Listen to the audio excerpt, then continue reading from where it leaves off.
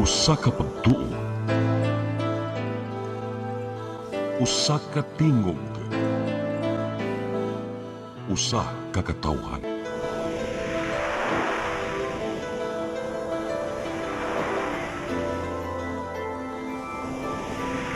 Cebu Catholic Television Network.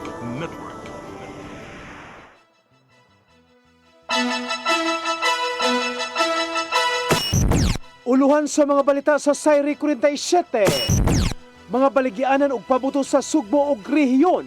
Hugot nga gibantayan sa kabumbiruhan. Rizal Day gisaulog sa Sugbo karong adlaw. Mga lagda sa mga musalmot sa Sinulog Grand Parade karong Enero sunod tuig. Gihan ay na. BJMP ni pasalig. YVIP treatment sa mga piniriso sa Mandaue. Di inabilanggo si Sara Diskaya.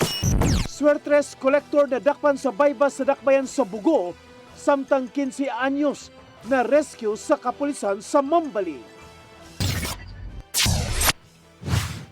Sugbo, Kabisayan ug Mindanao, Pilipinas ug katawhan kutos maabot atong Sibya sa tibuok kalibutan mayong hapon.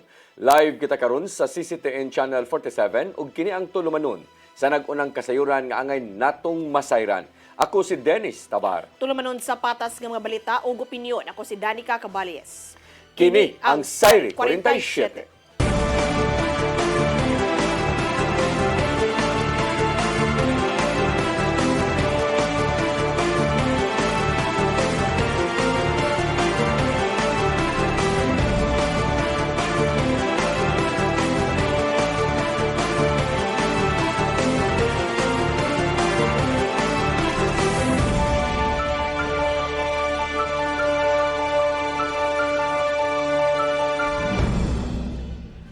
Og karon sa kumpletong detalye sa atong mga balita, mga baligyanan og pabuto sa Sugbo ug sa rehiyon gibantayan sa kabumbiruhan.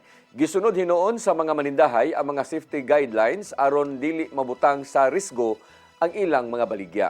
Ang kasayuran ihatod ni Gian Navarro. Sub-sub ang namong monitoring sa Bureau of Fire Protection 7 alang sa mas luwas nga pagsaulog sa bag-ong tuig pinagi sa Oplan paalala iwas paputok. Gingusgan sa kabumbiruhan ang pagpatuman sa safety guidelines ngadto sa mga namaligya og pabuto. Sama na lang sa saktong gilayon sa isig katindahan, pagbatod og fire extinguishers o mga maynungdanong dokumento gikan sa LGU, kapulisan ug BFP. Gipainumduman nila ang mga mamalitay nga ginadili ang pagtesting og pagpanigarilyo sa tugod. Dako ang kumpiyansa sa mga manindahay og pabuto sa Barangay Babagdos, Lapu-Lapu City nga mapalungtad pa ang kaluwasan sa ilang baligyanan hangtod sa Disyembre 31. Ilabi na nga gisunod nila ang tanang mga proseso aron magpadayon ang ilang panginabuhi. Actually, amo ginagi-follow ang kanang mga rules and regulation para sa safe sa mga users. Gikan sa among stores na may distance, proper distance, sa among pamaligya ang mga legal product na ang pamaligya.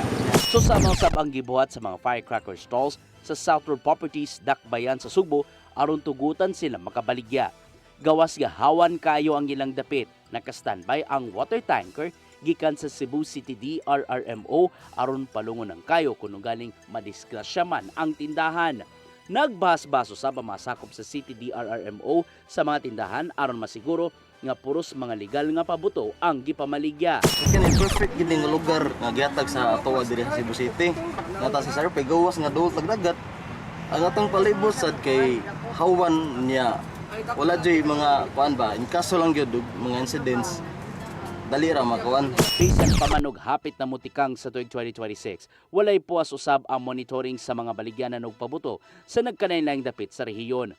Subay kini sa kamanduan sa kataguan sa BFP 7 ngadto sa power stations nga kanunayon ang ilang pagsusi. Pero hindi natin we cannot there are some brethren of ours na kulang ang celebration ng New Year kung wala silang mga ganun, may mga kaugalian na kasi. Kaugalian, but see to it, sabi ko, vigilant po tayo at saka hindi tayo magkulang sa ating fire safety reminders sa mga paputok na ito. Adunay dugang painumdom ang mga manindahay og pabuto alang sa mas luwas kapag saba-saba paingon na sa bag-ong tuig. Kuan na gyud, proper lang gyud, proper use of fireworks, no? Kanahanglan humag to sleep.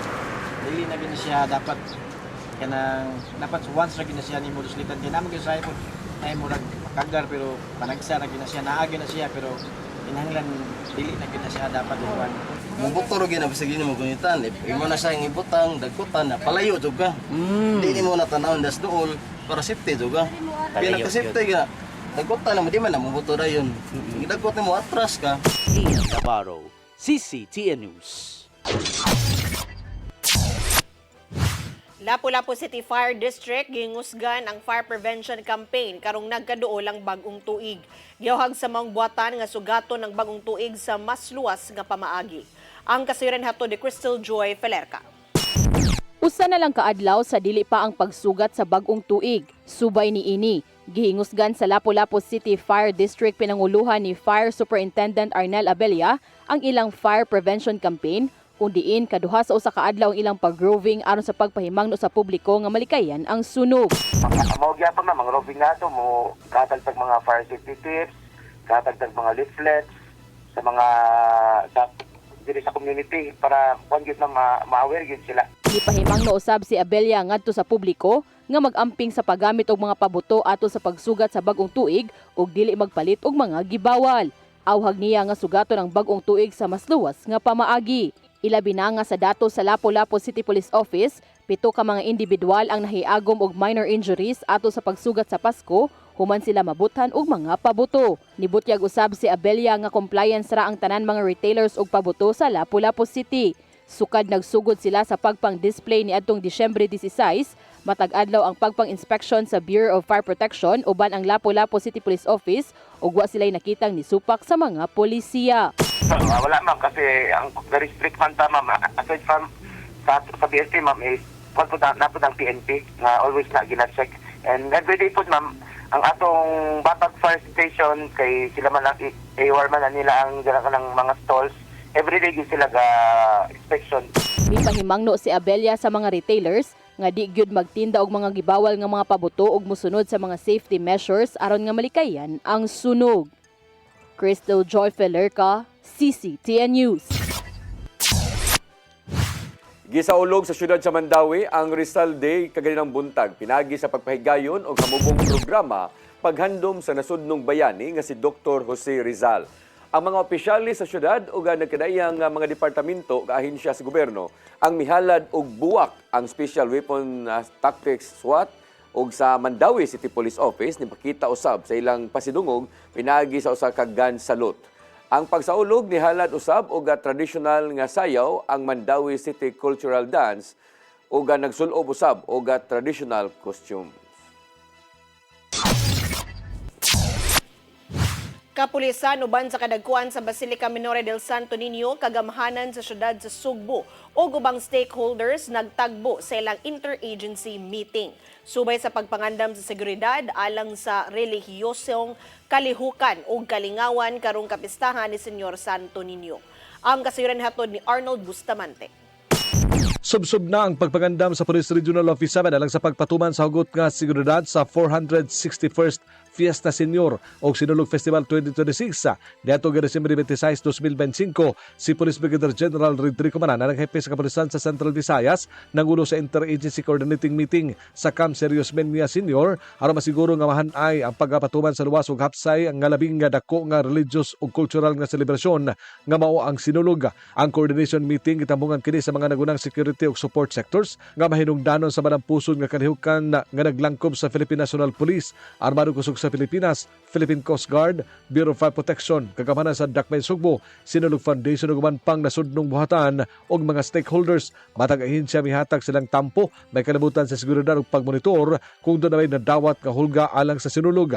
Sentro silang meeting mao ang pagpalambo sa interagency coordinating, paghanay sa security deployment ug contingency plans, synchronizing traffic and crowd management strategies, kaandam sa pagtubag sa mahitamong emergency ug uban pa nga kinahanglan nga pagandaman sa Tibok Fiesta Senior o sa Sinulog Festival 2026. Si Maranan mibutyag nga ang padayon nga coordination sa tanang hingtungdang ahensya o mga stakeholders labing mahinungdanon sa pagpangandam sa seguridad. Ang Piero 7 subling mipamatuod sila nga whole of the government o whole of the community approach sa paghatag sa seguridad sa matag tuig nga selebrasyon. Nagpakita silang kaandam alang sa malinawon ug hapsay nga Sinulog Festival 2026. Arnold Bustamante, CCTV News.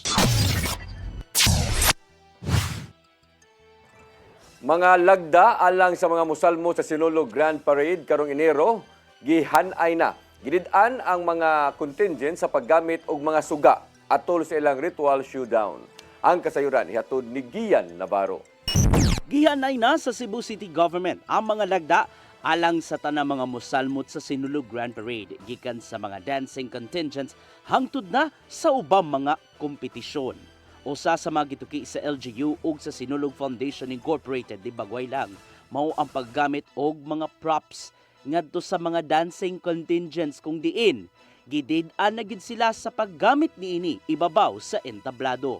Daan ang gimugatan sa organizers nga pinaagi nini mamahimong mas patas ang kompetisyon gikan sa choreography hangtod na sa tema sa ilang halad nga sayaw.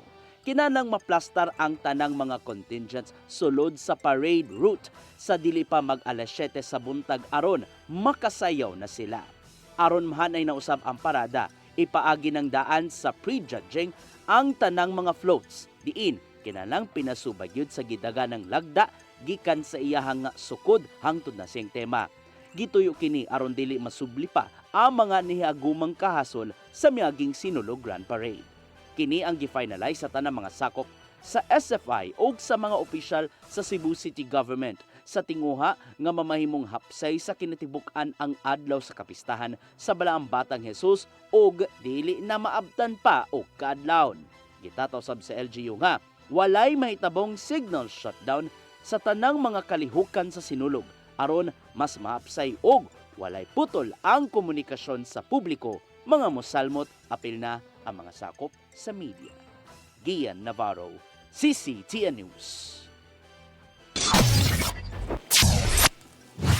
Traffic Enforcement Agency of Mandaue nangandam na alang sa traslasyon kabahin sa pagsaulog sa Fiesta Senior sa Enero. Moabot sa 70 kasakop ang ipakatap sa ruta sa motorkada. Ang kasayuran ni hatod ni Mary Rose Sagarino. Andam na ang Traffic Enforcement Agency of Mandaue konti maalang sa traslasyon karong Enero sunod tuig. Suma sa pangu sa buhatan nga si Hilary Tuya. 70 ka personnel ang ipakatap sa mga agianan sa mga imahen sa Sagrada Familia ni Señor Santo Niño, Virgen sa Guadalupe ug Señor San Jose. Mag-deploy usab ang team og patrol og mga motorcycle riders aron masiguro ang kahapsay sa trapiko ug kaluwasan sa convoy. Na may mga preparations for that nga kanang nag-attend man mi sa mga meetings nga gipatawag yun sa dito sa Santo Niño. Ang on our side, I could say nga prepared na sa Usa ka dry run ang schedule sa unang semana sa Enero aron masiguro nga hapsay ang operasyon. Walay full road closure. Temporaryo ra nga isira ang daan samtang moagi ang convoy ug ablihan usab dayon human makalabay kini. Ang traslasyon mao ang tradisyonal nga motorcade pagbalhin sa mga balaang imahen gikan sa Cebu City paingon sa Mandaue City isip kabahin sa kasaulugan sa Fiesta Senior ug Sinulog. Magsugod kini sa Basilica Minore del Santo Niño de Cebu human sa misa di traslasyon ug paingon sa Mandaue City sa National Shrine of St. Joseph. Mary Rose Sagarino, CCTN. Mosunod, BJMP mipasalig YVIP treatment sa mga piniriso sa Mandaue di inabilanggo si Sara Diskaya.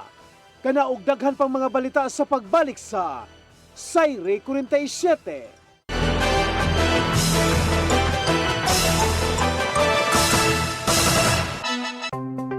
Discover the beauty of the Philippines.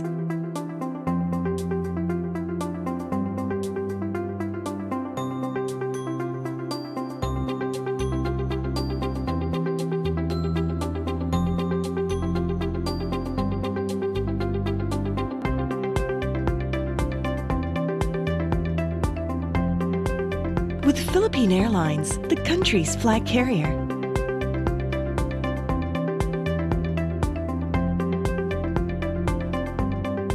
The airline that lets you feel the warmth of the nation.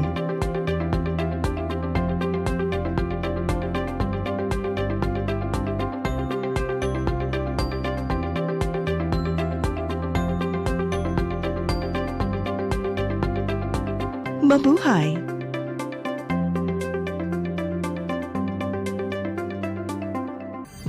Ito ang programa kung saan magko-collaborate ang ating mga ozone na doctors para ibahagi ang kanilang kaalamang medikal. Pag nasira, syempre, wala nang function. Yun ang, doon pumapasok yung mga, ano yung action ng ozone therapy.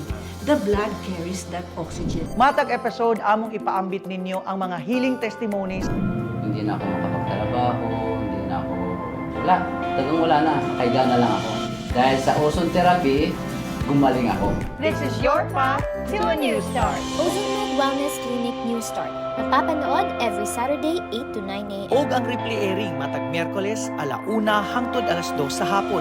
Dinhi lang sa CCTN Channel 47.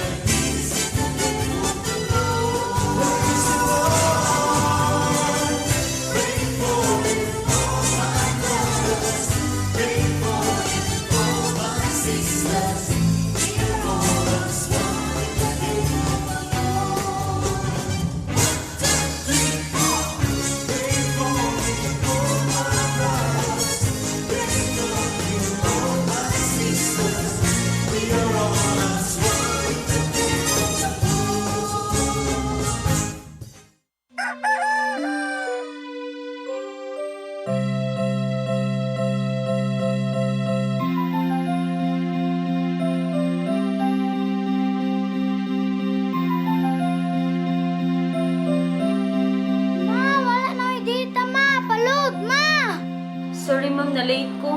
Nangita pa mong gusto para internet sa kong anak ma'am. Ay, wala na problema. Pag sinisibo. Sinisibo. Sinisibo. For your internet connection. And for the signal of your key. So fast and straight that transmission to your phone. Sinisibo. Sinisibo. Sinisibo. Offers you to have fiber optics. For your viewing experience, perfect and clear so far. So great and affordable for you to enjoy. Sinisibo. Cine Cebu Television Network Incorporated offers fiber to the home broadband internet. Bundled with fiber to the home cable TV connection. Cine Cebu Television Network Incorporated with its operation in Metro Cebu and the whole province of Cebu soon. And affordable for you to enjoy. Sinisibo.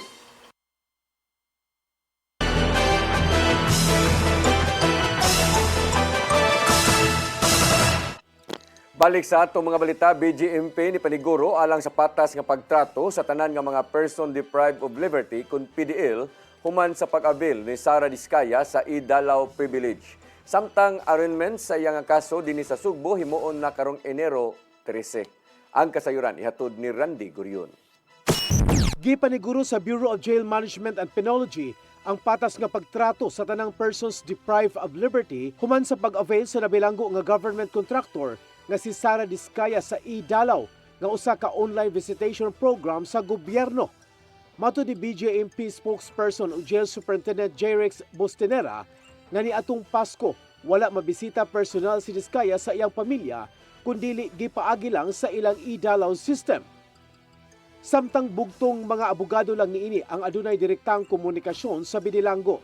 Giklaro hinuon sa BJMP official nga tanang binilanggo naka-avail sa susamang pribilehiyo ug migamit sa Idalaw. Gi-insister usab ni Jail Superintendent Bustinera nga ilang gitrato si Diskaya nga sama sa ubang binilanggo base na usab sa kamanduan ni Justice Secretary John Vic Remulla ug BJMP Chief Jail Director Ruel Rivera nga nagdili sa paghatag og bisan unsang VIP treatment. Kasamtangang nabilanggo si Diskaya sa Lapu-Lapu City Jail Female Dormitory tungod sa kasong graft ug malversation nga may labot sa anong malusong flood control projects. Samtang ang arraignment sa kaso ni Sara Diskaya dinhi sa Sugbo gikatakdang himuon karong Enero 13. Randy Gurion, CCTN News. Katunga sa mga Pilipino, uyon nga himuong balaod ang pagban sa mga political dynasty sa Pilipinas. Kinisuma pa sa uwahing survey gikan sa Pulse Asia ning semanaha. Ang kasayuran hato ni Gian Navarro. Anaaras sa 54% o katunga gikan sa adult Filipinos ang musuporta sa balaod nun batok sa political dynasty. Base sa survey sa Pulse Asia nga gipagawas ding semanaha. Nagagikan sa Metro Manila ang kadaghanan sa mga pabor sa mga balaod nun. Diin ana sila sa 69%. Samtang nagagikan sa Visayas ang 59% sa mga niuyon nga did-an sa pagdagan sa bisan unsang posisyon ang mga sakop gikan sa political families. Apan, nagtunga ang mga taga Mindanao diin. 34% ang niuyon ug 38% ang supak sa anti-political dynasty bill. Kung isgutan ang kahimtang sa kinabuhi, nagagikan sa Class D o masa nga anaa sa 57% ang misugot nga ipasar na dayon ang anti-political dynasty bill. Kini ang nimong panahom nga nakuha gikan sa Pulse Asia. Human nanawagan ang mga magbabalaod nga panahon na aron mahunong na ang political dynasty. Subay usab sa nimong baruganan ning buwana ni Presidente Ferdinand Bongbong Marcos Jr. ngadto sa Kongreso nga i-prioritize na ang maong balaod nun.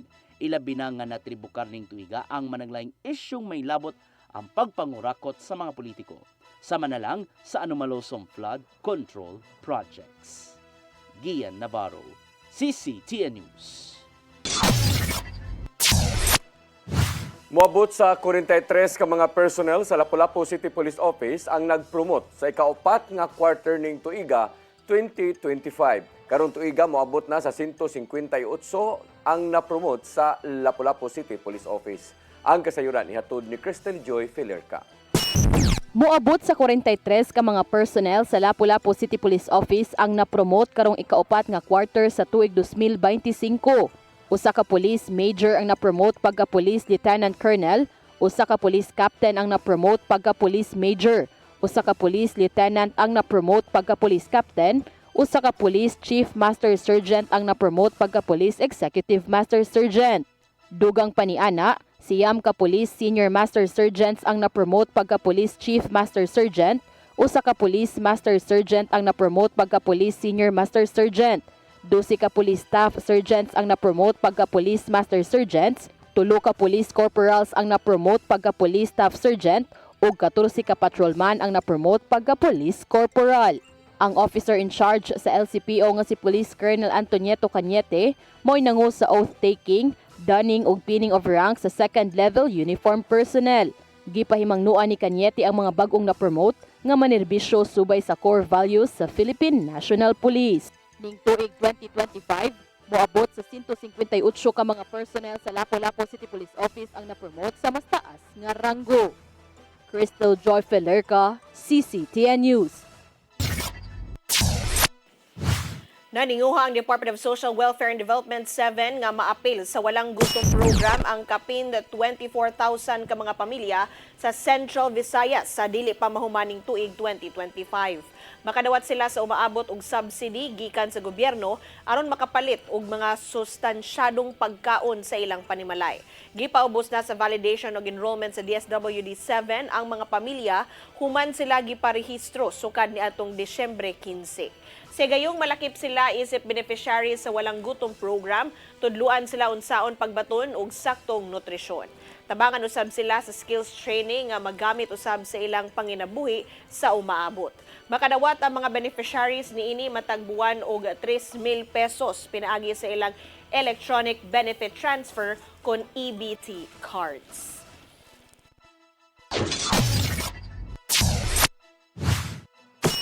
Mosunod, Swertres collector na dakpan sa baybas sa dakbayan sa Bugo, samtang 15 anyos na rescue sa kapulisan sa Mambaling. Kanaog daghan pang mga balita sa pagbalik sa Sayri 47.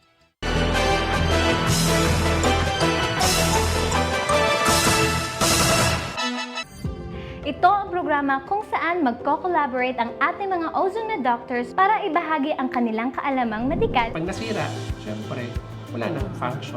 Yun ang doon pumapasok yung mga ano yung action ng ozone therapy.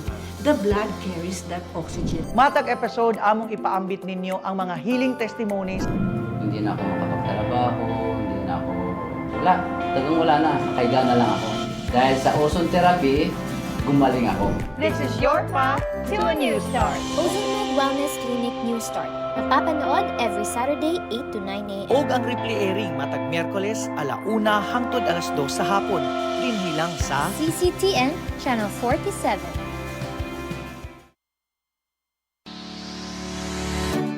Looking for the best internet deals in Negros Oriental? Field Products Negros is here to bring you fast, reliable, and affordable internet with plans made just for you. For as low as 899 pesos per month, enjoy speeds of 50 Mbps, perfect for streaming, working, or studying from home. Need more speed? No problem. Get 100 Mbps for just 1,199 pesos. 150 Mbps for only 1,499 pesos, or our fastest plan, 400 Mbps for just 2,399 pesos per month. Plus, you can add over 100 cable TV channels to your internet plan for just an additional 100 pesos per month. That's entertainment and lightning fast internet all in one. Enjoy no installation fees and start today with a 1,000 peso customer deposit. Call us now or visit our website to sign up with the Field Products Negros. You get internet that's affordable, reliable, and local. Field Products Negros, bringing you closer, faster.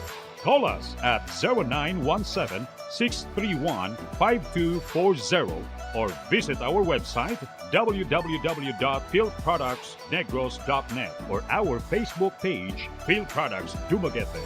Subscribe now.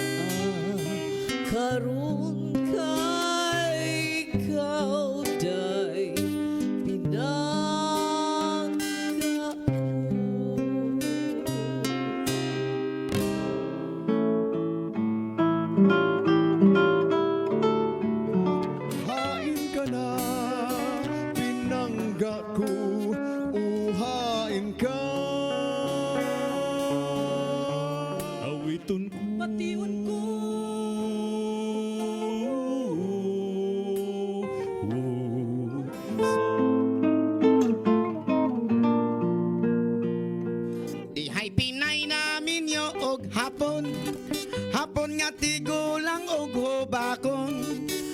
Hangtod siya kay iya lang hokhokon og iya lang oto-otoon. Ay pas sayawin day, surain day, surain day, surain day.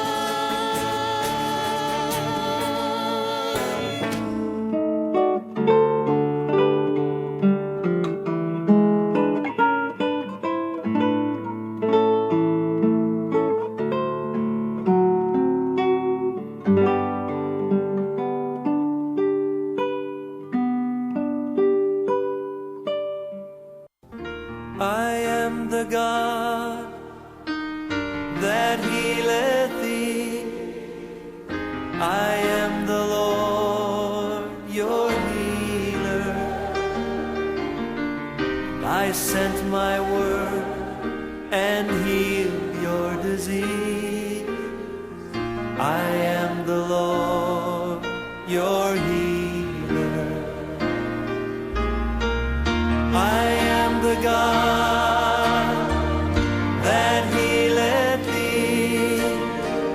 I am the Lord your healer.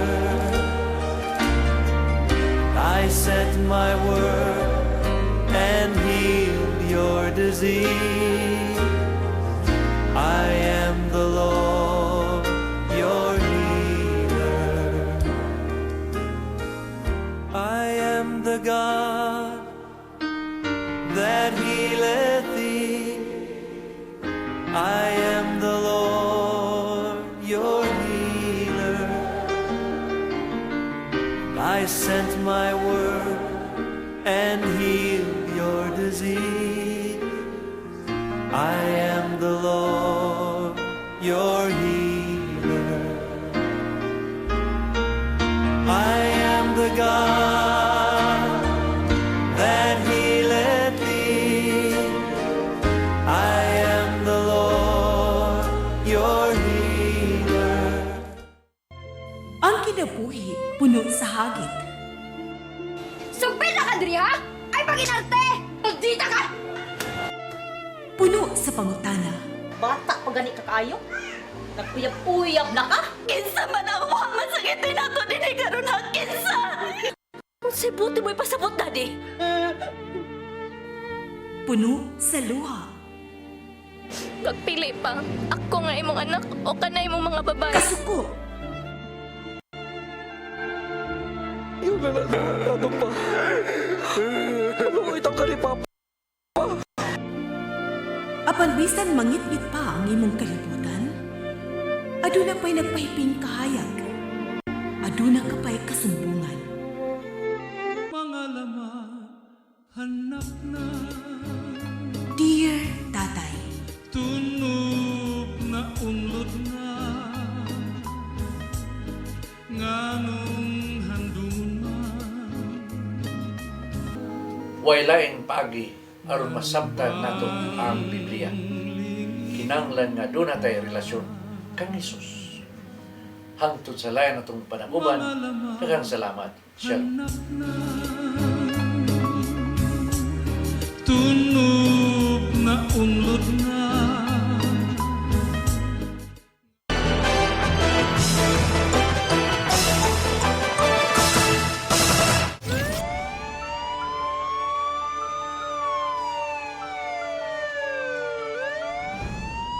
Balik sa atong mga balita, gibalhog sa prisuhan ang usa ka kolektor sa Suertres tuman nakuhaan og kapin 7.5 milyones ka pesos nga drugas.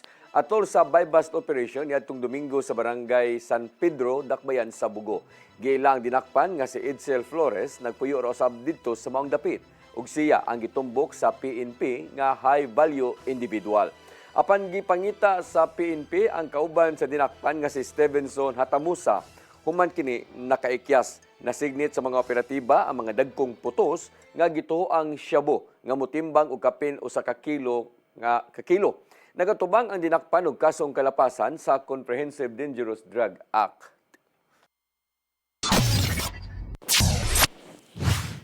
Na-rescue sa Mambaling Police Station ng usa ka 15 anyos nga lalaki atol sa laing buy-bust sa sitio Puntod, Barangay Mambaling ning Dakbayan sa Sugbo.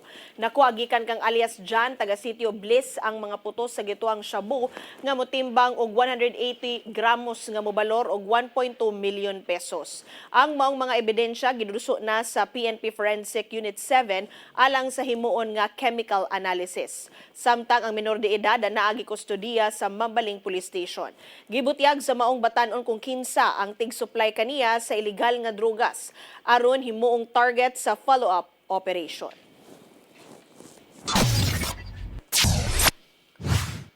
Mao kadtong naglangkob sa atong mga balita sa Sayri 47, ako si Dennis Tabar. Ako si Danica Caballes, sangtod ugma sa inyong paboritong tulumanon.